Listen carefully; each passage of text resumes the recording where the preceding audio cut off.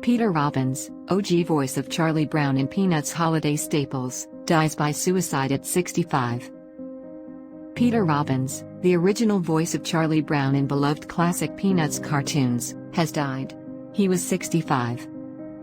Robbins' friend and agent Dylan Novak confirmed the news in a statement to USA Today Tuesday, sharing that the former child star died by suicide.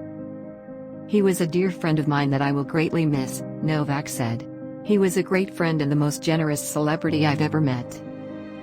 He needed money more than anyone else at the shows he attended, but instead gave away so much free merchandise because he couldn't stand someone to walk away sad."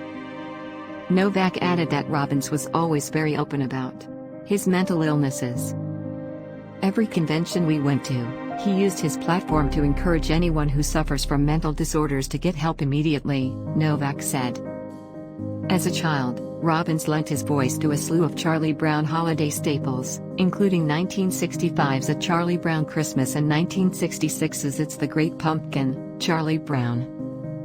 According to IMDb, Robbins was the first actor to voice Charlie Brown, beginning at age 9 until he was 13.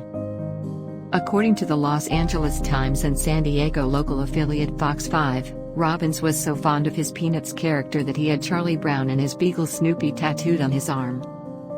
Robbins also appeared in a 1964 episode of The Munsters and a 1967 episode of Get Smart and had a recurring role as Alexander Bumstead on the show Blondie from 1968 to 1969. He quit acting in 1972.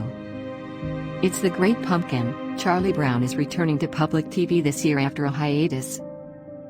In 2015, Robbins faced legal trouble stemming from threatening letters sent to a manager at a mobile home park in suburban Oceanside, California, where he had been living, according to the Associated Press. He also sent letters to members of the media in which he offered to pay money to have San Diego County Sheriff Bill Gore killed.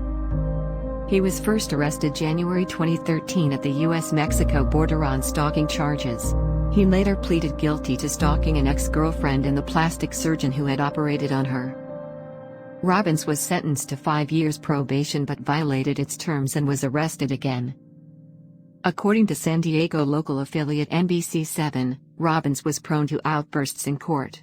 At one of his 2015 court dates, Robbins said he suffered from mental illness. "This is what happens when you are bipolar. You behave as if you are on drugs," he said in court. "This is what happens when you are bipolar. You behave as if you are on drugs." In a 2019 interview with Fox 5, Robbins encouraged those struggling with mental illness to seek treatment. "I would recommend to anybody that has bipolar disorder to take it seriously because your life can turn around in a span of a month like it did to me," he said. So that's all for this video. Make sure to hit the subscribe button and like the video. See you in the next one.